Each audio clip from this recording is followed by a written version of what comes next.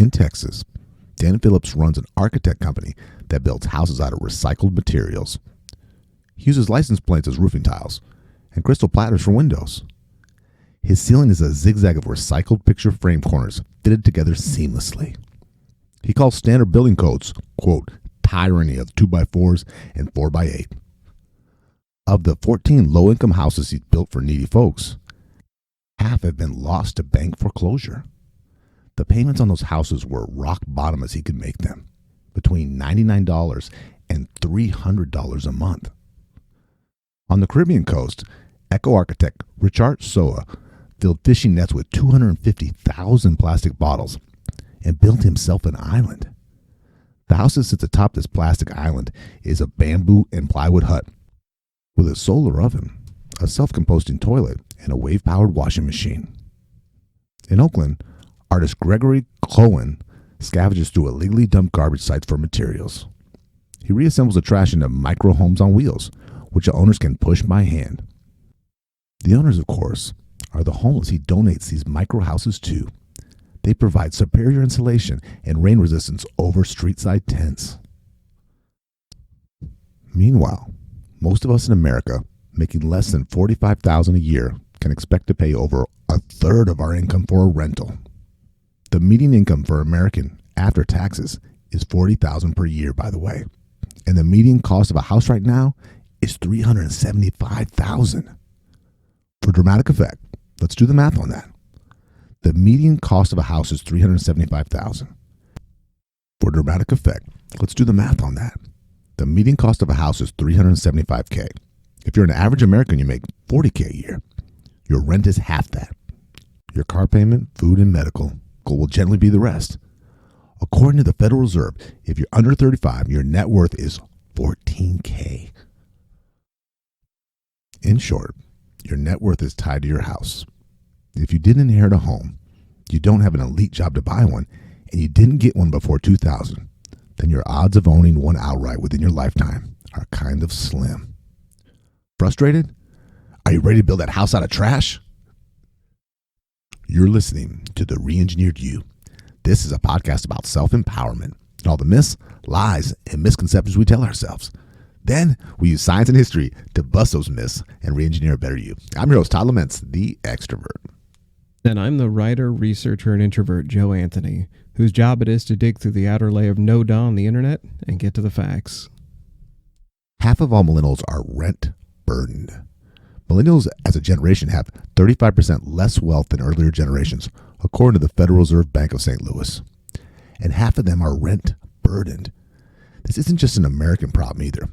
Lord David Willetts has served as the British Minister of State for Universities and Science, Paymaster General, and Lord Commissioner of the Treasury. Lord Willetts explains that millennials may inherit boomer wealth, but it will happen far too late for them to do anything with it. In fact, he claims boomers have pinched the wealth of the generation below them, buying second and third rental houses before millennials can buy their first starter home. A Unison report has shown it takes about 15 years to save up 20% down payment on a median price home on a median income. In New York or Miami, it's closer to 36 years. In Los Angeles, it's 43 years. Remember, that's just the down payment. Lots of solutions have been suggested by politicians recently. Housing codes and programs for starter homes, better zoning laws, better public transport so new homeowners can purchase far outside the job-rich city centers. But on today's episode, we want to ask the impractical. We want to offer a solution that, quite frankly, you'd have to be a little mad to consider. Why not just build a house for free? And we have 3 myths to try to convince us to walk away from this madness. Myths like. Myth 1. Why are millennials whining so much about housing prices? They should just wait for the market to come down in price. It's coming down, right? Right. Myth 2. Back in my day, we didn't beg for a loan or ask permission to build a home. We went into a field with a bucket of cement on some bricks, and we made it happen, damn it. Why can't the next generation do the same? Myth 3. You can't just build a house out of trash. There are building codes, and nobody wants to live next to a pile of garbage with windows. We're going to get into our trash building myths. But first, I have a suspicion today's episode is a little personal for Joe. Okay, so we on occasion have revealed on the show our approximate ages. I don't know if this is going to shock anyone, but I am a millennial, a older millennial, according to the Wikipedia bracket. A senior grain millennial. Yes. There's this great meme online of Will Smith in one of his disaster movies looking old and haggard and like he looks like he's near tears. And then the quote says, millennials after like 3 housing crisis at age 35. And it just looks like a graying old man. So this came about, this episode, because I am currently in the process of building a tiny house or selecting out the materials for one. And if anybody is currently trying to get out from under the crushing nonstop life burden of rent, well, then you're facing the same thing I've been facing the last year, which is figuring out how the hell do you build a house when there aren't any. We'll get into the stats of why that is, why there aren't houses, why the availability is down. But I want to point out that like if I sound bitter when we talk about this subject, or if I sound like I'm pitching crazy ideas, like I want Todd to help me build a trash house, this is why. It's because this is a experience a lot of people are having right now. And you've lived this. You've been in it the longest, being the oldest of the millennials. Absolutely. A lot of our stats come from that quote we had, the Unison report. I found that in an article where a woman in Austin, Texas was talking about how she will literally drive around with a trunk full of cash, and every morning when houses go on the market, she will try to race there to buy a starter home. And by the time she gets there physically, it's already been purchased. So there's housing markets where if you pay for a house outright in cash, you still can't get one. I think a majority of millennials who had homeowning parents were involved in the foreclosure stuff too, right? That had to have been a pretty traumatic part for them. Oh yeah. Yeah. Millennials have seen degrees not pay off, houses that are foreclosed, and now they're seeing themselves get shut out of a market. And again, if anyone thinks we're whining, hang in, because we will get to the actual hard stats, and it is mind-blowing. And that's what I enjoy. I love this show is all about finding stats that will make everyone feel crushed. And I give up all hope, right, and be miserable like us, and then we'll be happy. Misery loves company. John Oliver had the quote, which is like, more sad things with saddy long legs. That's the second title of the show. So the first section we want to go over is where are all the rental units? Like we talk about why rent burden is a thing. Why? Because usually when I think rent, and Todd, I'd like your opinion on this. When I think of rental units, I imagine moving to an apartment that is run by a crusty old landlord who doesn't like you and smokes too much and stands outside with a garden hose all the time, gardening like the grass for no reason, like things that are just weeds basically, and telling you what you can and can't own as far as pets go. And telling you that the dishwasher's not broken, you just got to shake it a little bit. Right. But that's not really the case for a lot of rentals nowadays. It feels to me like even the landscape of rental units is more of a business cash cow than it used to be even. It's becoming a bigger and bigger business, to the point now where there's corporations who are buying properties cash just to rent them out, because if people pay the third of their whole income, their life income, into rental income. It's a good way to get some indentured servants for the next 30, 40 years. Yeah, if you're a millennial who can never buy a house, and again, we'll get to the stats on why never is a real thing, then why not pay rent to a business forever?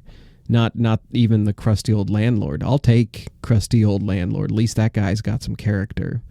So do you have any examples of why the housing market won't come down? Like what businesses might be owning your rental? Well, I'll give you one example that's Someone in the media that someone everybody knows. It's Donald Trump's son-in-law, Jared Kushner. Okay. You know that pretty boy, smart ass jerk. I remember we don't take political sides on the show intentionally, but I do remember when he was tasked with investigating COVID early on, and he went to Facebook and started asking doctor friends of his openly on Facebook about a national secret or something that was vital to the health response.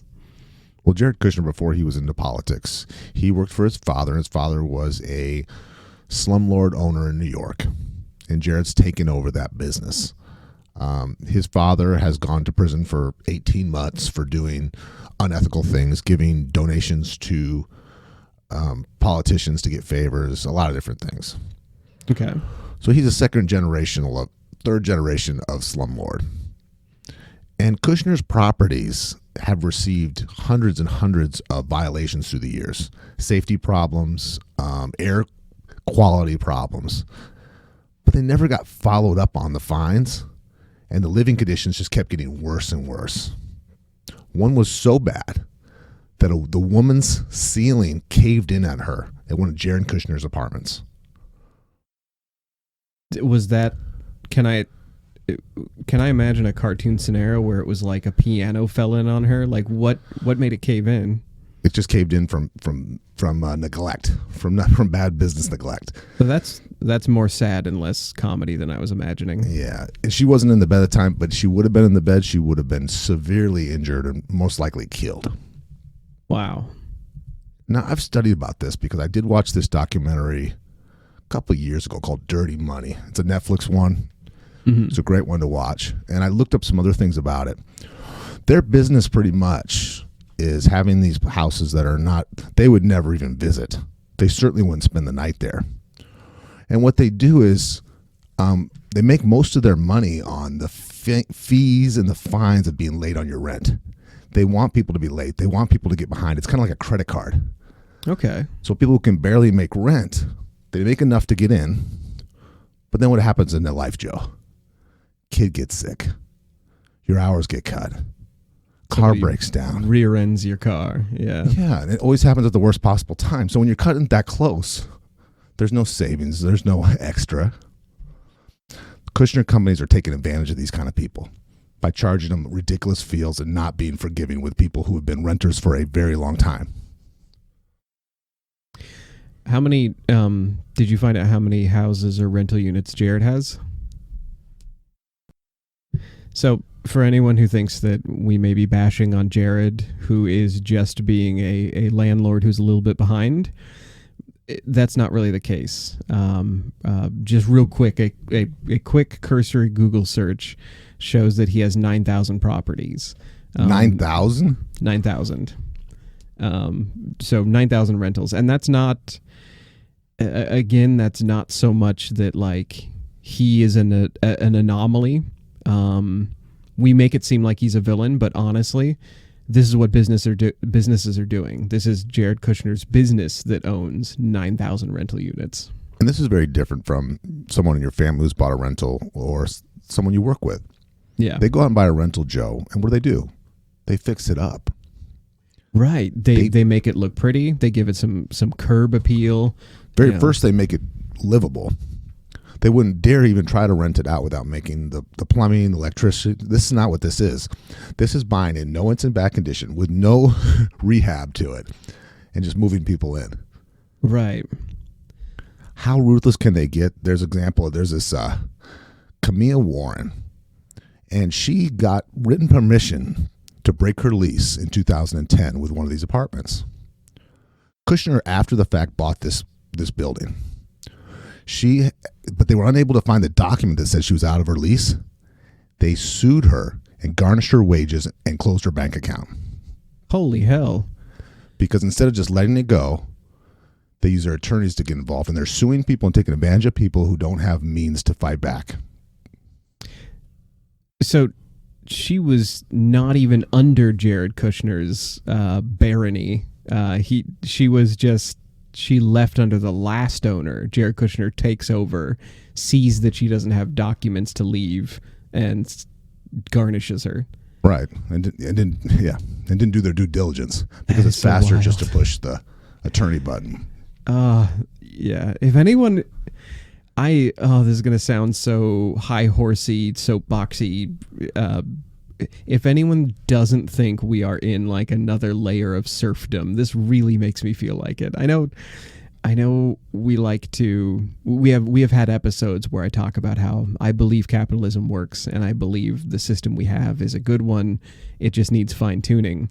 But whenever I hear about rent being used by businesses to hold people in place, that so feels like serfdom. Well, Kushner and his dad would spend a night in the Hamptons, but they'd never spend a night in one of their own apartments, one of their 9,000 apartments.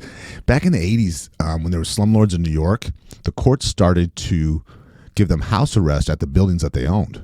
And they'd have to live there for 60, 90 days with the rats and the leaks and the cold.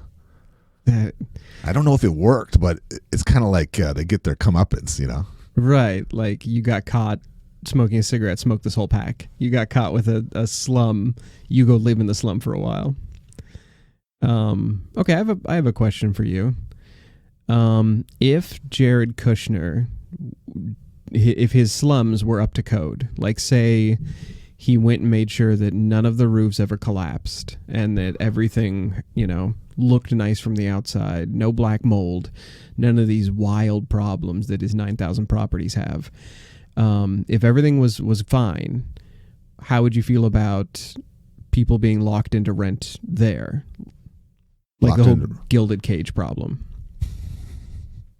I guess that doesn't seem like it's unethical. They signed up for it. Okay. It's a good living situation. It's safe. And those buildings weren't free. Right. He had to pay for money for them too. I agree with that. So what we're trying to confront now, if you're still listening after that, if you haven't gotten disheartened and wandered away from the podcast, what we're effectively asking is it ethical for corporations to buy up all of our houses? Like, how far can we push this? Let's fast forward to 100 years from now, using this model. Say every tycoon, every good capitalist, every good entrepreneur buys up 9,000 houses. They do exactly what Jared Kushner has done. Say everybody who is good at business and good at financing their own business and their own interests, say they buy up as many houses as they can for a constant stream of income. Is that unethical for all renters to be living under a business of some sort? Because if you think about goods and services, we are actually okay with offloading almost everything else to like Amazon. In fact, all joking aside, Amazon is actually has thought about building Amazon housing near their warehouses. So like this may at some point even be out of the hands of the individual investor. We may eventually live in a future where most housing belongs to large corporations and it's all rental, because how else will they, gain or have a consistent flow of cash? I think I see where you're getting at. The one that pops up to me is Hershey, Pennsylvania, when they created a community just to produce candy. Yeah. And so, you got a deal on your rent and you had to live real close to the factory, but it came out of your wages. So it really did become kind of an indentured servant. And I can see there becoming a point when the corporations, and we're seeing this right now, we're in Portland, Oregon, where corporations are coming and paying cash for $400,000 or $500,000 houses that would go to the 28, 34-year-old first-time buyer. Right. They're gone. They can't compete with their 10%, even 20% down mortgage when they're competing with full-price offers. So it gets to a point where it becomes almost like a monopoly. Yeah. Okay, so this is really going to be our first myth, and we've already kind of busted it. Is housing going to come back down? If you go back to 2000, housing was a fraction of what it was. It was about a third. We are living in 2020. It has first it doubled over the course of a decade, then it doubled again in a short period of time. A lot of people I know, smart investors, intelligent people with degrees, they are anticipating, like they're all waiting for it to crash back down. But I don't know that it will. And economists, some of the economists who have pitched the idea that because corporations keep buying up houses, it's not going to crash. If it was just, you could reach a period where buying fatigue set in and there weren't enough people to, individuals, if there aren't enough, nice young couples with a single kid, once we run out of those nice young couples to buy a new house, what happens? Well, we would expect a crash or at least a burnout. What we're getting, though, is the Jared Kushners are coming in with their 9,000 houses and they're adding another house to their belt if it's cheap enough. And then the housing market stays pretty much where it is. Well, my feelings and thoughts on this, and we just bought a house about a year ago, and we did the pros and cons. It was during COVID. It seemed like a dumb time to do it. But our closing point was, out of everything, was we're going to have to pay rent, and rent is not cheap anyways. Right. Rent, that's a misconception that rent's cheap. I think we're headed towards parts of Europe where it's generational money to buy a house. You Yes. either have to inherit it or your parents have to give you so much money you just can't do it. You just can't bootstrap your way up. That is... Okay, so can we get into the statistics? Because you basically just hit at the heart of our episode, which is we are getting to a gap where millennials can't leap it. And millennials, I keep using the phrase millennials. What we should be saying is millennials and everyone who comes after them will not be able to financially leap that gap to homeownership. And without homeownership, you don't have value. Like, you will never have more than, we opened up with the statistic. It was like 35-year-olds, the median worth of a 35-year-old, all their assets, all their money is about $14,000. A car, a used car. A used car, yeah. So if you don't mind, let's just start with why our home prices double what they were in 2000. Because at no other time in American history has housing costs jumped and stayed as high as they have been.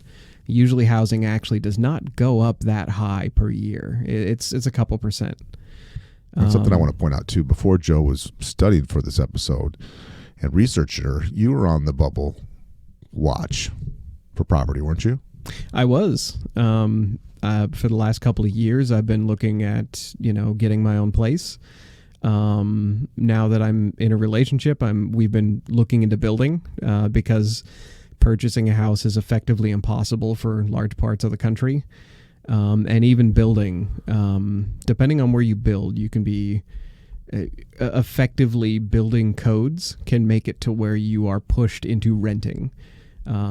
So even if you could build a house out of trash, there's some cities where you say your family, instead of giving you a house or money when they die, what if they just gave you a stack of timber and a stack of shingles and a hammer?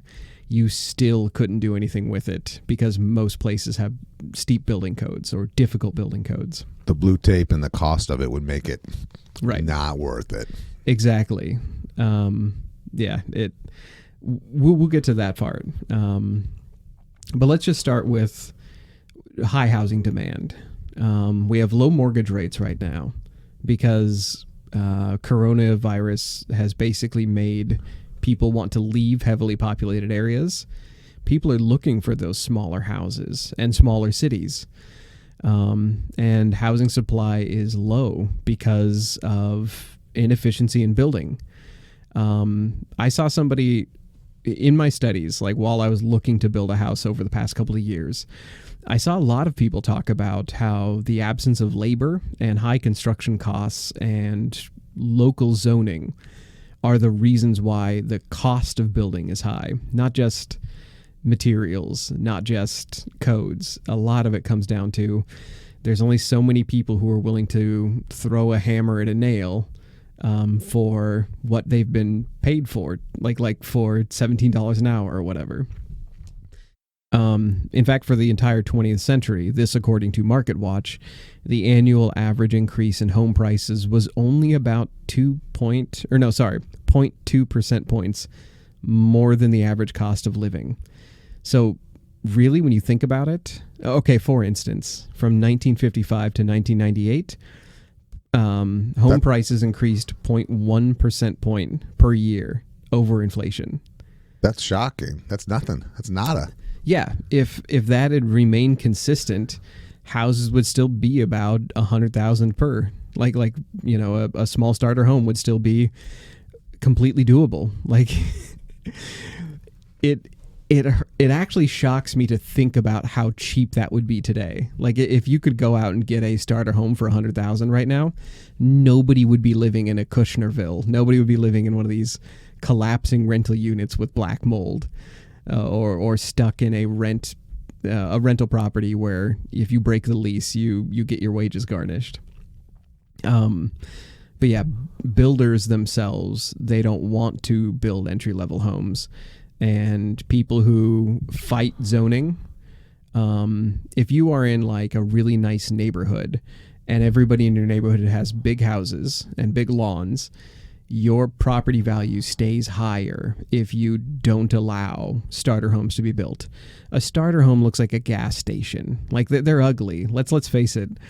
If you have a home that's under 1,800 square feet, it looks like it is just like a shack sitting on a big property. The rich kids bully the poor kids at the bus stop over there. Right. How ugly your house is. Yeah. So this is, I'm going to quote Business Insider here because I think they had a good quote here. Quote, due to supply side challenges, including higher regulatory costs and limited lot availability, it has been relatively more difficult to build entry-level homes over the last decade. Due to these factors, home size increased between 2010 and 2014. For entry-level buyers, these factors have made home buying more difficult by limiting available inventory. So when you drive around in the city, about how many houses would you guess, like the percentage, like in 1 in 10 houses, how many do you see when you're driving around would you consider under like the 1,400 square foot mark? I would say probably 60%. Okay. So you see a pretty good amount of smaller homes then. I think my eyes go to those because I put those in the bucket of what my house is compared to those. You know what I mean? If you have a certain kind of car, you look at the other one. Okay, so you're comparing them. Okay. I see small homes wherever I go just because I that's what I need to buy is a starter home. But when you talk about what gets built, just because it's less costly to buy a piece of land and build a large home and sell it for a lot, that is actually, if you're a builder, that is the smart move. You don't want to build a small home. Building a small home is a waste of the land use once you've got it, and it's kind of a waste of like your ability to build under code. If you build within a local building code, well, you can mint money basically. Like, I know I'm being like, there are contractors shaking their fists at me right now, but you can't build a trash home if you're in a place, a state where you have to be under code. Which means that since 2000, the year 2000, less than 8% of homes are within this small bracket. A starter home is about 1,400 square feet. That's less than 1 in 10 homes that get built these days. So if you're a millennial, I was way off, yeah. 1 in 10, just under 1 in 10. But I get that because of how many kids there are. There's just legally you need a certain amount of bedrooms for children and everything. Right. The median floor plan for a single family home completed in 2020, the median plan was 2,261 square feet. So we're, if you want to talk about like, oh, we'll just build more homes that will solve the housing inequality crisis, it's not. It's we keep building for boomers. We keep building for the generation above me who can afford a larger home. So we're gonna talk a little bit about Lord David Willetts. I had never heard of him until I started looking into economy and the Royal Academy. In our opening, do we have to call him Lord? Can we just call him Willetts? Lord Willetts. No, he earned that, right? Okay, I'm going to read off his titles again because we went through them in our opening, but I want to make it known how snooty this actually is. No, how prestigious this is. British Minister of the State for Universities and Science, Paymaster General, Lord Commissioner of the Treasury. So, this is when we talk about British, the British housing inequality, they're facing the exact same problem. And Lord David Willetts put out a book called The Pinch. And it's all about how boomers have bought up all of the cheap starter houses in Britain and are using them as rental units. And because they were born in a financially peaceful time, let's just say, like a time when you could pay your way through college and pay your way through your starter home. You could actually get a job and save up that. You could pay off that $100,000 house within your lifetime. And now that $100,000 house is worth almost $400,000 on today's market. So meanwhile, these people who own homes, their own home values have skyrocketed, which keeps it in the cycle of demand. So why not reach out and pick up the smaller, starter home on the corner and use that as an Airbnb or a rental? But it makes so much sense because they have this equity in their house that they can use to buy another house. They're also further along in their career, so they have more stability. They bought in at a whole different, time zone. Right. Yeah, they darn near bought in another era because of pricing has changed so rapidly. Well, just inflation, just what their education costs, what food costs, what everything costs. Yeah. If you want to talk about inflation, this would be you've seen Back to the Future. Oh, yeah. People talk about they would go back and get a sports almanac and bet on themselves and then come back and collect their money from the present. This is almost like time travel if you are looking in economic terms.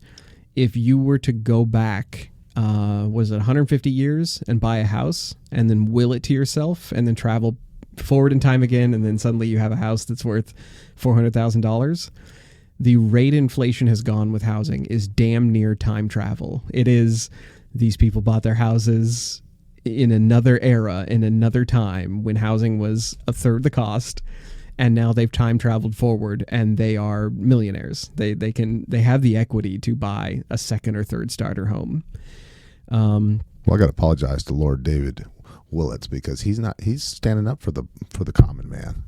He is, yeah. He pitched a notion that we should give $10,000 to anyone who reaches the age. I think he said 20 or 25. Basically, we should give $10,000 to people who reach the age of buying their first starter home, and with it earmarked for a house. And people laugh at him. Like, I was listening to him give a lecture, and there were chuckles, and he's like, "You guys don't get it. Everyone out in the audience has a $400,000 home under them, and that's what they live on. That's their value as a human being." He's like, you tell a millennial who has $14,000 total worth in their life that they're going to give them $10,000, that they'll damn near double it as a gift from the government to get a house. That is massive. That is incredible. But that is the kind of extreme measure we're looking at needing. Okay. Here's one final argument I just want to tell you about. This isn't as hard science or data driven as I usually like our episodes to be. This was an argument I witnessed online, which was beautiful and amazing and crazy. It was a housing developer arguing with an economist, and both of them I was able to check into their degrees, and so I know that they were legit. This was actually like a developer in the Portland region who had, developed over 900 houses, and an economist that teaches at a local college. And it kind of went something like this, and you can tell me which side you take. The developer started by saying that Baby boomers should not feel bad about owning something that's gone up in value. They bought their house at a time when it was low. They worked hard to maintain it. They kept it going. Why feel guilty about that? And then the economist retorted with, they've priced other people out of the market by buying homes they don't intend to live in. If you do what Lord David Willetts is talking about, if you pinch other people by buying a small house on the corner while you own and live in your big home, what's wrong? And the economist says, if you're buying a house you don't intend to live in, and then you price something else out of reach for someone else, you are not buying a house. You are buying an asset. Like he says, if you want to put your excess wealth into something, if you want to take loans and put your money into something that's going to grow, go to the freaking stock market. Stop buying houses out from under other people. And then he says, at least that would help the economy. Now, I, as a person, as a human being, like who needs money, and we don't podcast for much. I actually would, if I had, Todd, if you handed me $100,000, I am probably more likely to buy a second house and rent it. And that is just because I've seen the stock market crash a couple times in my lifetime now. I feel like that is the safer money, and I feel like I have physical control over that property. Like I could drive down the street and yeah. Rental income is much like restaurants. Food and shelter are still yeah, exactly. 1 and 2. Yeah, I don't know if I want to. I agree morally with what the economist said here, that if you want to put your money into something, go to the stock market. Like that would help the American economy more. However, I think the safer bet is to like for me personally, my emotions say it's safer to go buy a house. Well, and price somebody else out. Being a renter for a long time, and then I had multiple rental properties at a certain time, there has been a change in the perception of having rental income. It used to be a pain in the ass, and that's how everyone looked at it. Oh, you don't want to do that. I did that. It was the worst. But because of how much they've gone up in value, it makes you look like a savvy investor. Yes. You like a house a lot more. You don't mind going to Home Depot and spending $1,200 every weekend on a house that's going up $15,000 a month. Right. So people have just started to associate with having rentals with real world wealth. Do you think there's movies that are now unwatchable because of the economy? Like the movie Money Pit with Tom Hanks. Do you think people are watching that and they're like, you fool, keep throwing money into it? And keep in mind, we're in Portland, Oregon. We are not in Manhattan, Boston, San Jose, LA, where the real inflation, where you can't buy a house without buying it with 5 other families and winning the lottery and making $500,000. Right. Like we said at the start of the episode, if you want to put the down payment on a median property, yeah. By the way, if my father's listening, my father is a boomer. If there are people listening who are like, just save up a down payment and get into the housing market, you fools. The down payment for houses, for a median house, is 20 years. Like you save up for 20 years on a median income, and then you will have the down payment. Meanwhile, boomers are buying full houses in cash, whole payments. You can't beat that. You can't save up 20 years for a down payment and then try to compete in the market right now. So can we get to my childish fantasy of building a superhero lair out of trash? Can we? I get very uncomfortable when Joe starts talking about building things. Yeah. His wedding gift to me was a wobbly table. So I'm afraid that his house will, again, be wobbly and leaky. That table was almost an experimental pile of stucco and glass. So you're welcome for it being made of wood. It was our dearest, most thoughtful wedding gift. So I tease. The cats sit on it, and it still wobbles with them. But as far as creative goes, I found somebody who is out there. He is the garbage warrior. His name is Ron Brown, and he builds houses. He's trained. Now you're thinking, you see this guy, he looks like Ebenezer Scrooge. He's like a gray-haired, long-haired miser crazy man. He's obsessed. He's intelligent. His wife says he's incredibly smart and incredibly just as much stubborn. And what he's decided to do is he decided to build houses out of garbage because he just hates waste. But he isn't just an old kook. He's actually, Joe, an architect by trade. Okay. So he's not going to make a collapsing house, hopefully. No, his houses are built to last. He has one that he built in 1972. It's still standing. To me, it looks better than any house, maybe with the exception of masonry. Any wood-built, site-built, stick-built house you could find today. Okay. He makes it out of one of his favorite building materials are beer cans and tires. I didn't believe the tires one until I saw him using compacted earth in the tires. That's what he does. He takes a sledgehammer. He fills in tires, and why he uses tires is they're very good insulation. There's a lot of them. Some of it's thrown away. They're very plentiful. So he pounds all this dirt in them and makes them solid. I mean, it's solid after you compact that, and it lasts. It's like as thick as a bunker wall, too. Would you live in a house that has like hyper thick walls like that? Hyper meaning as wide as a tire? Depends for how much money I would save. That's true. He builds these out in the desert so they can handle real extreme heat. And a lot of them are framed really beautifully. He's creative with glass. He's creative with the woodworking and the door frames and everything. So they're custom built to last and beautiful. I've seen him use crazy efficiencies too, like copper in the floors and things like that. And there's no power. He's an absolute, naturalist. What do you call someone like this? Hippie.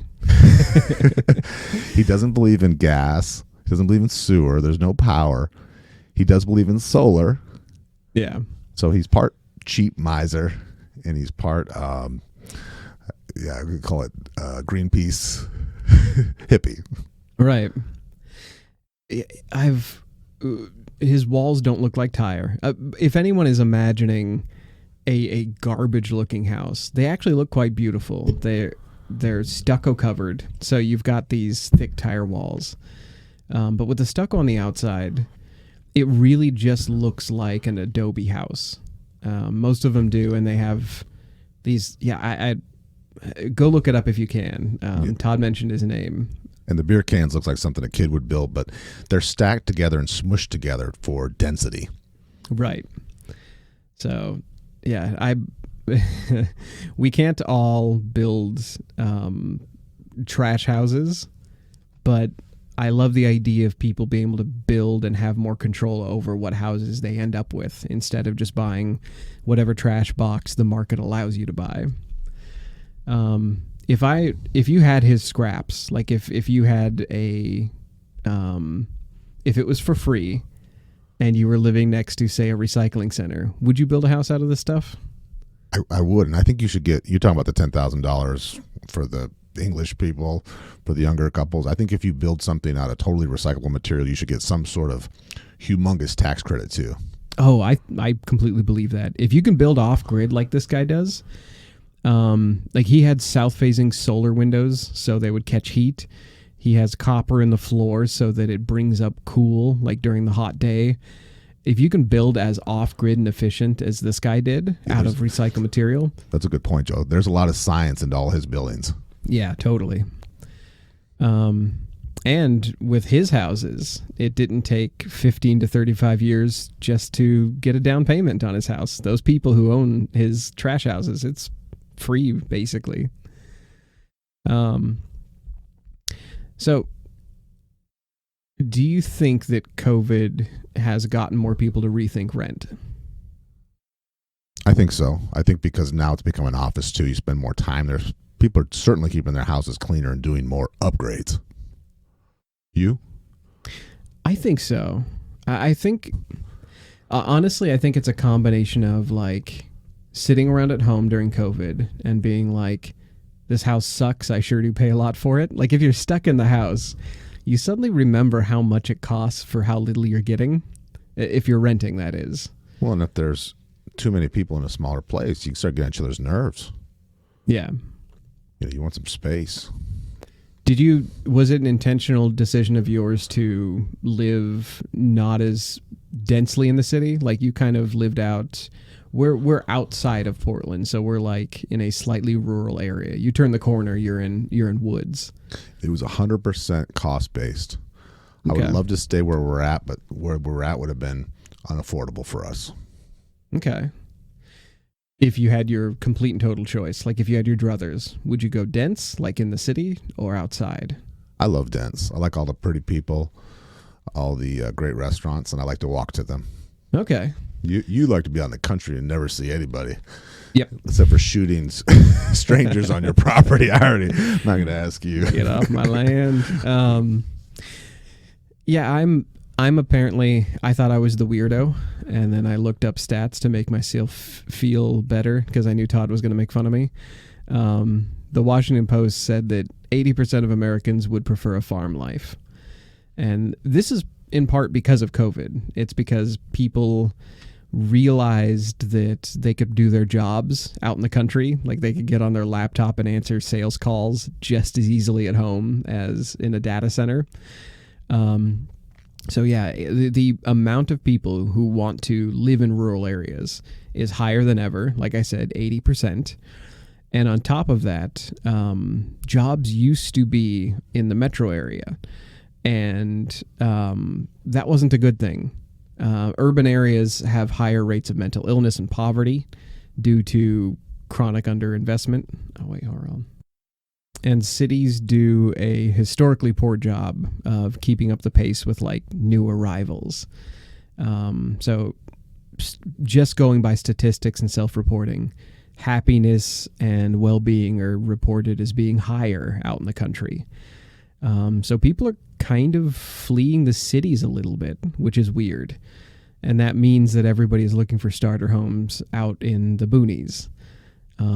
Which means not a lot available unless you build one out of, well, garbage or things that are shacks.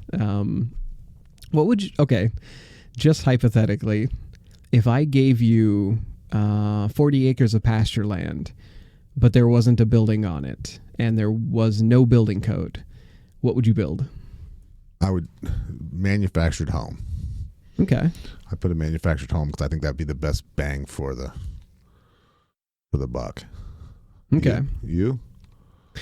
Tiny home, I'm guessing. Yeah, I would go with.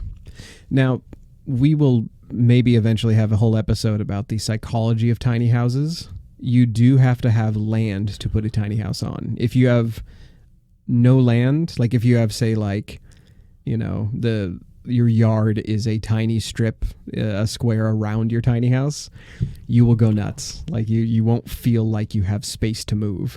But if you have a tiny house and you have land to like put a shed and put a barn and like locations around your property, that actually expands it in a way where like just psychology, like if you look into how the mind works, it's more feasible. Like your brain doesn't feel like it's been closed into a box.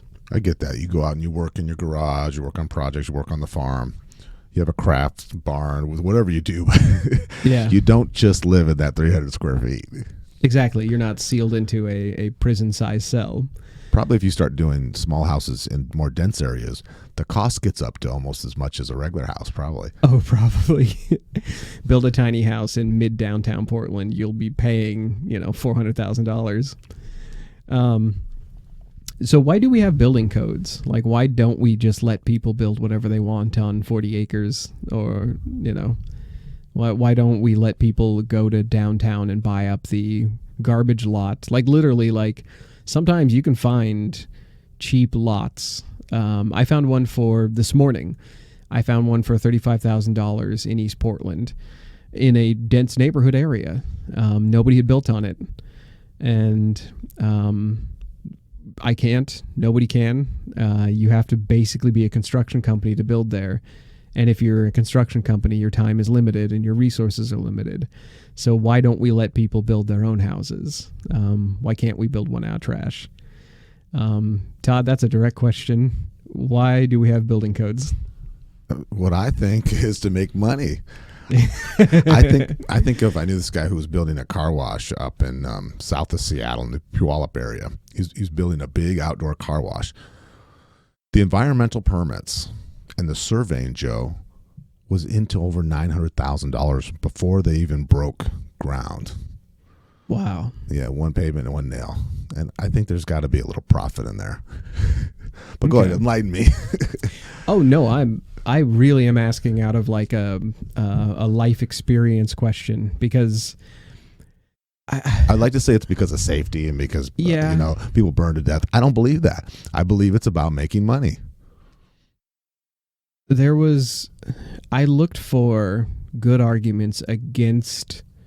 Well, what I was looking for is, why don't we build affordable, cheap housing in areas that can use improvement?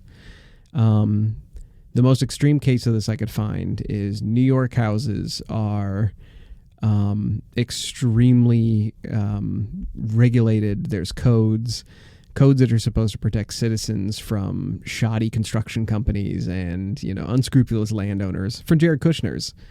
But the problem is, if you buy something that's already past code, you can let it rot and you won't be caught on it for a long time. We don't see that in the West Coast like you do in Detroit or Philadelphia, where these whole apartment buildings are all abandoned and right, and just dangerous and turn into crack houses and worse. There's a guy. Okay, so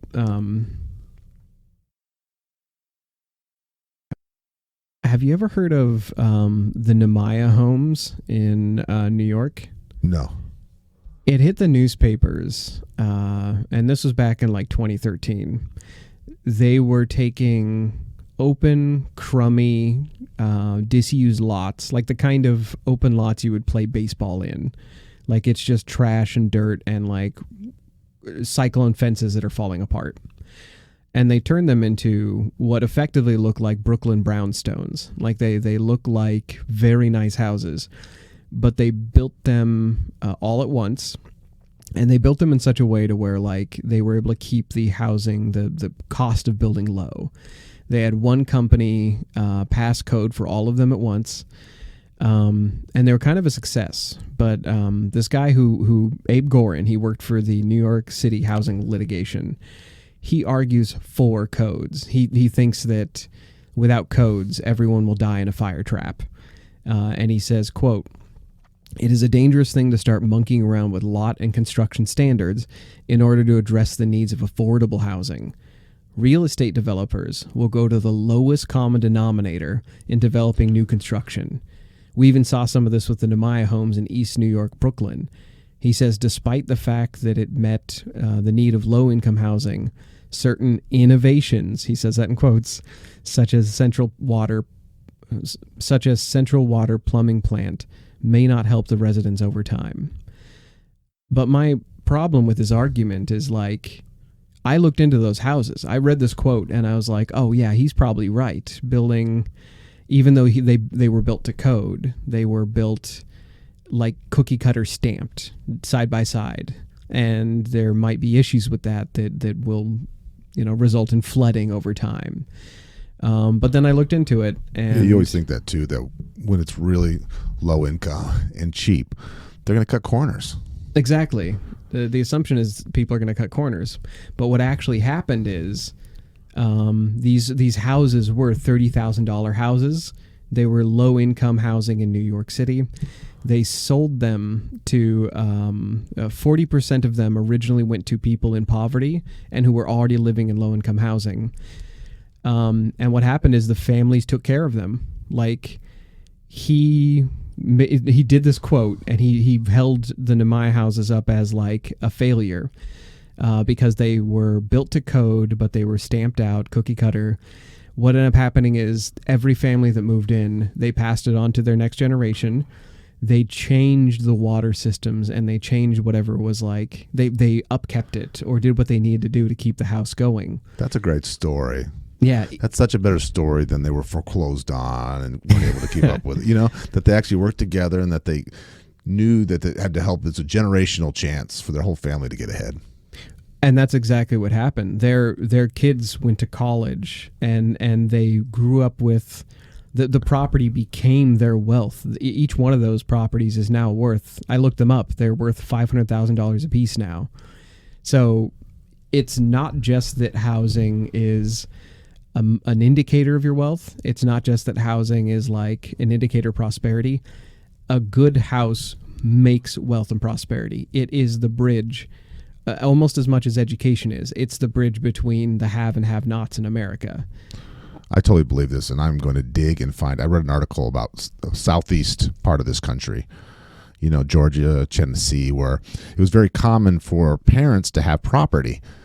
And when their kids graduated from high school, got married, they'd put a manufactured home on the back of their property.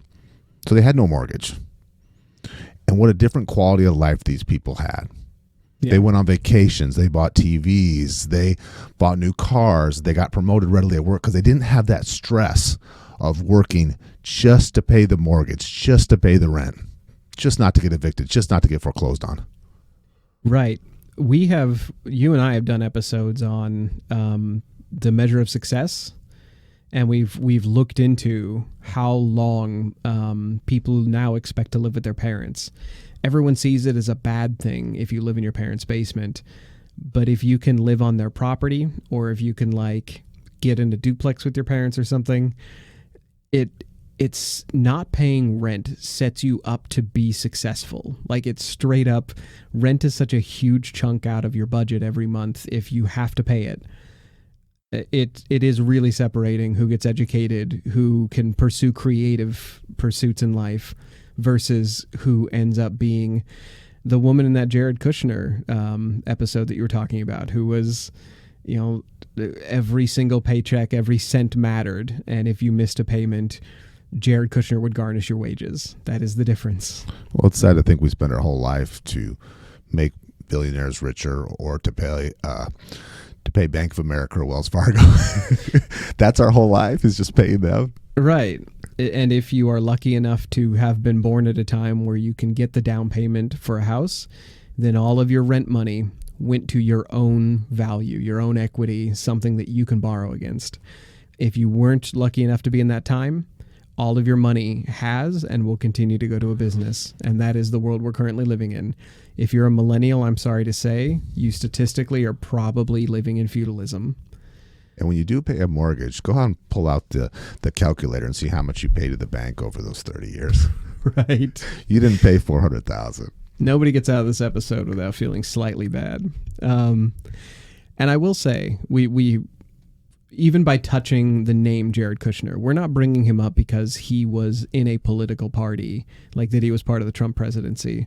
I want to kind of get the end of this research and point out that New York Times put out an opinion piece last month, and they looked into the video's gone viral. I'm pretty sure most of the people within the sound of our voice might have seen it.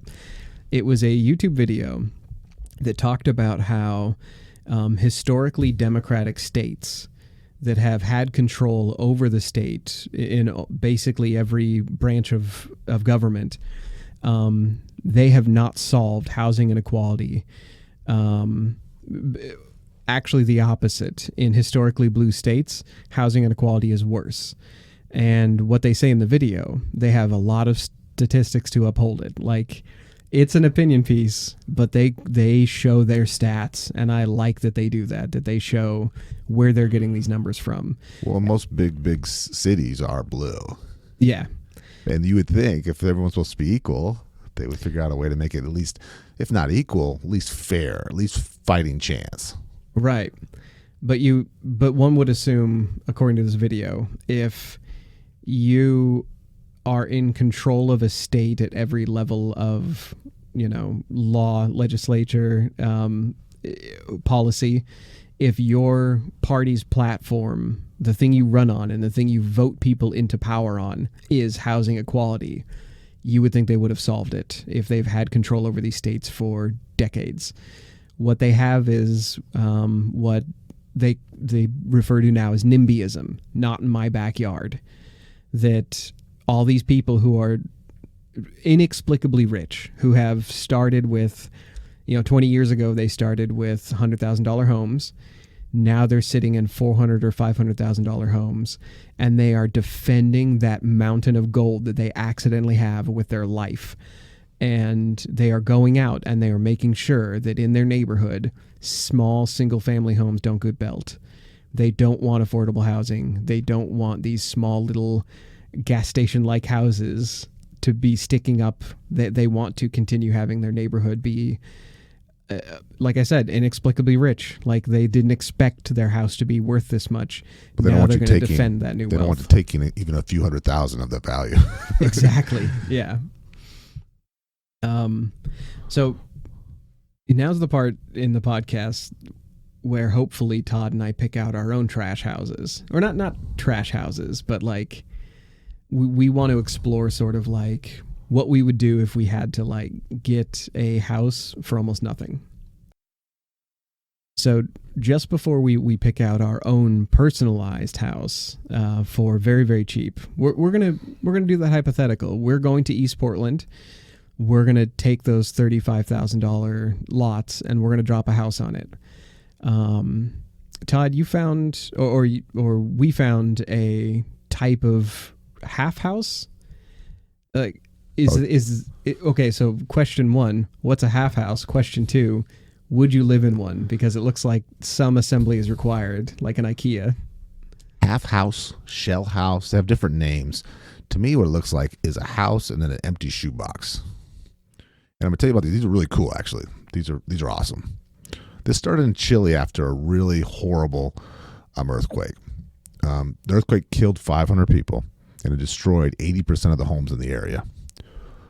So a builder got an idea, and they put up these houses, and they're built kind of like, they almost look like something like during World War I or II that you'd put the soldiers in temporarily. Okay. They stacks up. Looks like an accordion. And half of it looks like a regular, very plain, very basic, just a front door and a window on the left side. And then on the right side is just an open carport. So what people do is they move into the one side. They use one as a garage. And then as they get resources and as their family grows, they build that side out. So, okay. So they frame it out. So it was made for disaster relief to keep people off the ground, keep poor people out of shanties, out of tents, out of just no shelter. But when you put some time and some money over time, they can become really nice. These half houses look like Willy Wonka. When like you go to Willy Wonka's office and it's like half a mask, half a sink, half of a chair. These look like someone forgot to put in the planks and windows for half of one of these houses, and it's sliced exactly in the middle.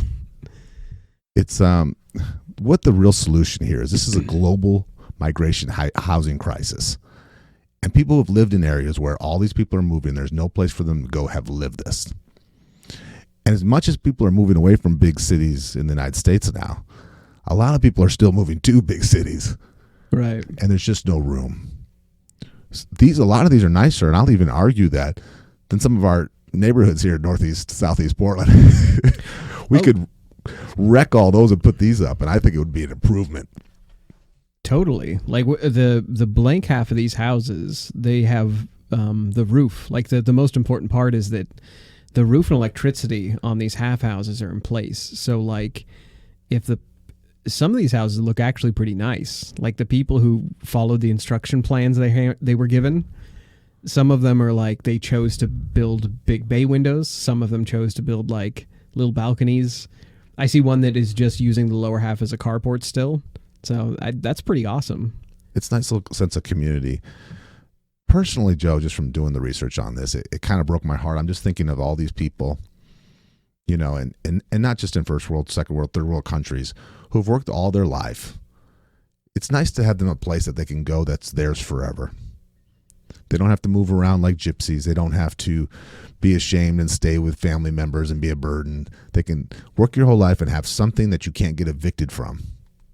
That is also the experience of a millennial. But yes, seeing it for people who have survived a disaster is also very heartwarming. Do you want to?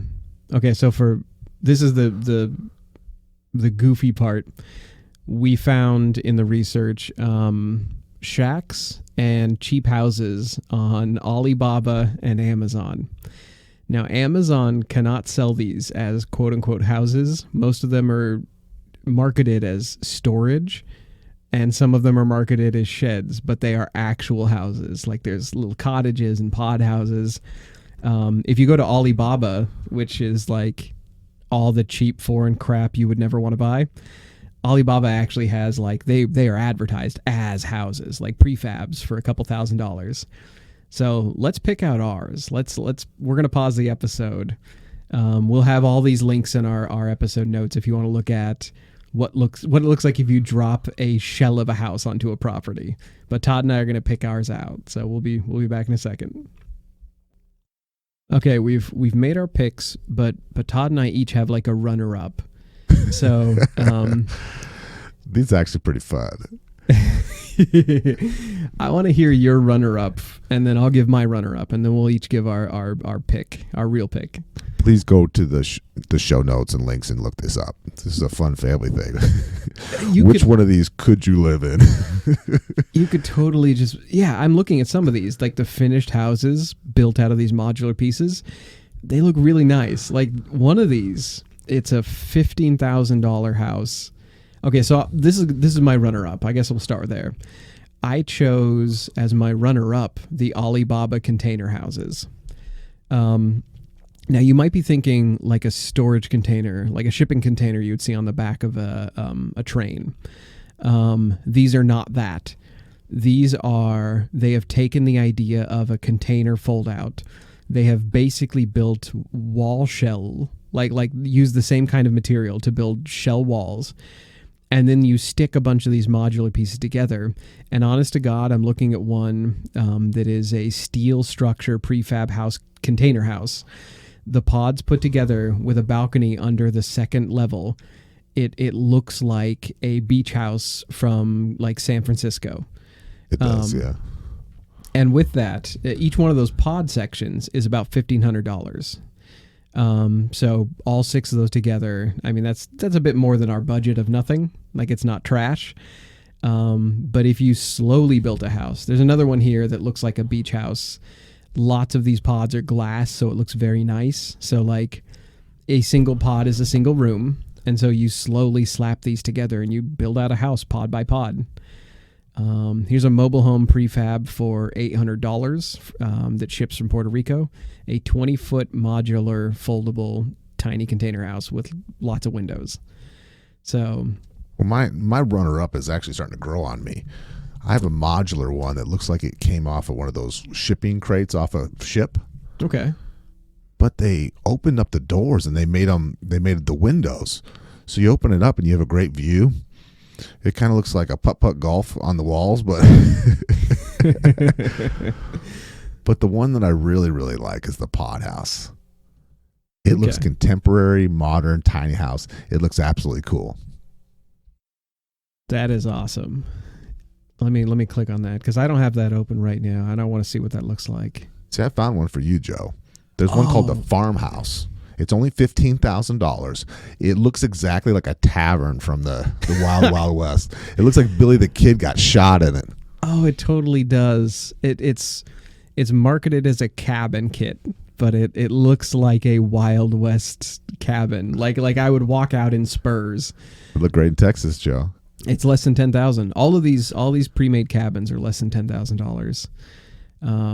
That pod that you picked out.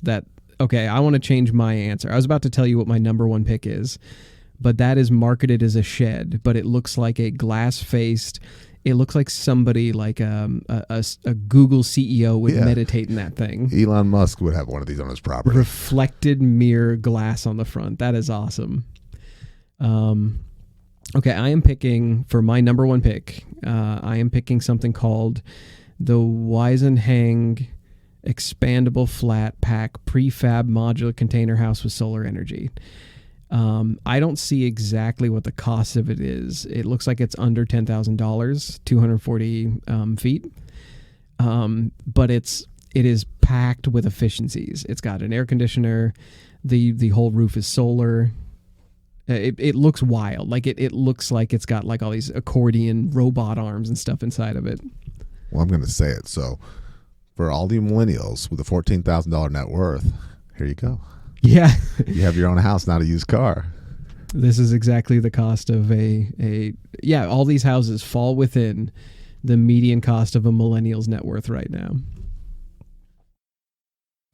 The housing crisis today can be viewed from two very distinct viewpoints. Depending on whose living room you're sitting in, the crisis is either soul-crushing prison sentence that charges you rent and has no parole, or it's winning a $100K lottery every decade. For the sake of humor, we'll call these two groups prisoners and winners. If you're a winner, you bought your median price home before the year 2000, and you've watched your property double in value, then triple. Now you have every incentive on earth to fight to keep your neighborhood value up, to keep from having affordable homes built in your area, and to protect your unexpectedly valuable asset. You may have started out buying a home in your 30s just so you could stop paying rent. But now, that median price home has the same value of a private island off the coast of Panama or Belize. If you're a prisoner, on the other hand, you cry yourself to sleep at night on a rented pillow. It's funny that millennial video games now come with home building as optional mini games, even in games that don't require owning a house to win, because digital developers have tapped into the impossible dream of their prisoner market. In games like Fallout 4, Skyrim, and Conan, the most fantastic part isn't that you would fight dragons or save the world. The most unbelievable part is that you get to own a house and pay it off. Maybe instead of fighting Jared Kushner to let us breathe clean air or begging the winners to lower our rent, maybe we should all take a page from the nut jobs building houses out of trash. You've been listening to The Re-Engineered You. Thank you so much for listening to the show. You mean the world to us. We have a new episode every week. You can connect with us at www.re-engineeredyou.com. That's where we have research links, show notes, and blog articles for each of our episodes. We also appreciate feedback, and we love spirited debates. We're not experts in anything, but we've got an opinion on everything.